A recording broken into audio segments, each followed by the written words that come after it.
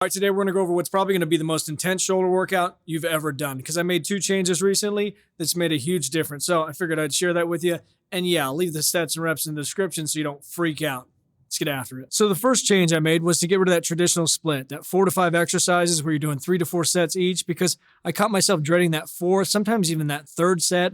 That same anxiety you got when you were a kid in whatever grade that was, where your teacher slapped that timed multiplication test on your desk and you just looked at her like, I thought we had a deal. You were going to out me as the dumbest kid in class, and I was going to keep feeding your ravenous diabetes by bringing you fruit every day, but you fucked it up. So what I've been doing instead is setting up shop on a bench like this, grabbing some dumbbells, and then doing 1, sometimes 2 sets if I really like the exercise, and then take very little rest in between and go right to the next exercise, allowing me to get 5, sometimes even 6 exercises in a 10-minute period. And then I do that same thing on cables and then with a barbell as well. And not confining myself to hitting one specific head, because before I would say, okay, I'm hitting rear delts, I got to do 4 sets or I'm going to hell.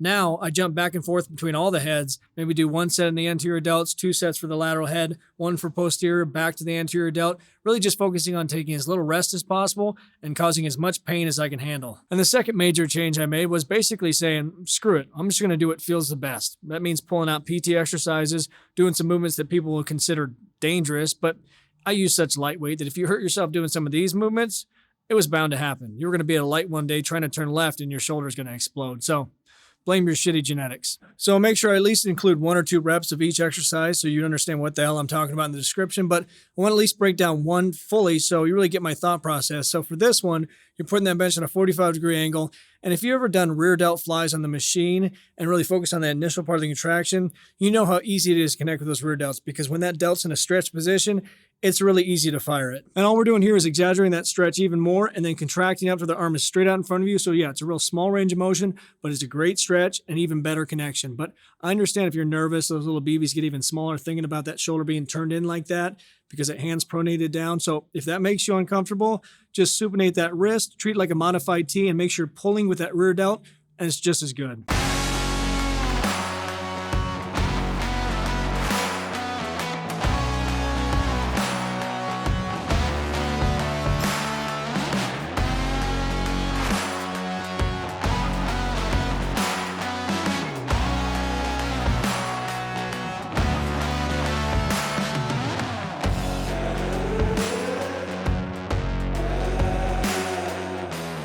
So if you saw some of those movements and the gear started turning in your head and you got excited to train shoulders again, you want to take some of those concepts over to cables, because even if you're a perpetual screwer-upper of shoulder movements and everything you do jumps into your traps, you're going to find that cables not only allow you to really explore the limitations of your own biomechanics, but also do some fun and innovative movements. And you have to worry about having a great connection because that constant tension makes it easy. For instance, if you're an avid Arnold presser, you know that the press itself isn't what gives you that horrible burning sensation that makes you want to kick the person next to you right in the dick.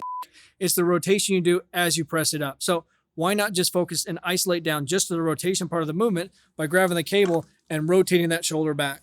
But by all means, if you want to keep that press in there, just rotate it back, drive it straight up, nice control. Even though it's lightweight and the tension is pulling you forward, just to stabilize that shoulder and flex against that tension, it's going to give you a horrible pump. But the biggest takeaway I wanted you to have is next time you go to hit cables, know that every little tweak you make is a completely different exercise. So say you're hitting rear delts and that palm's parallel to the floor, try to drop it to 45 degrees, see if you get a better connection that way. Or drop it completely by your side. You've probably never done it that way, but you're going to get a great connection just pulling straight back, hitting that rear delt. Or even try to supinate that palm as you come back, open up that shoulder. You're probably going to get even better connection doing that. And yeah, you can get a lot of dirty looks from people, but based upon the law of thermodynamics, that no energy is created nor is it destroyed, as your shoulders are getting bigger, their dicks are getting smaller. So you win.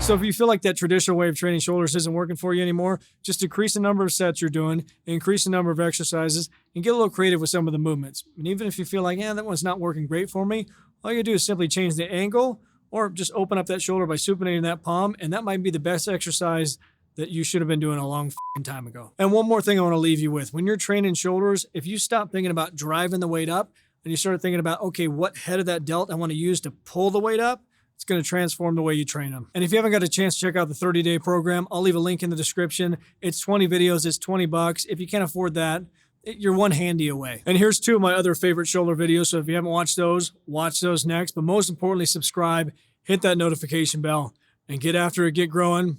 Talk to you soon.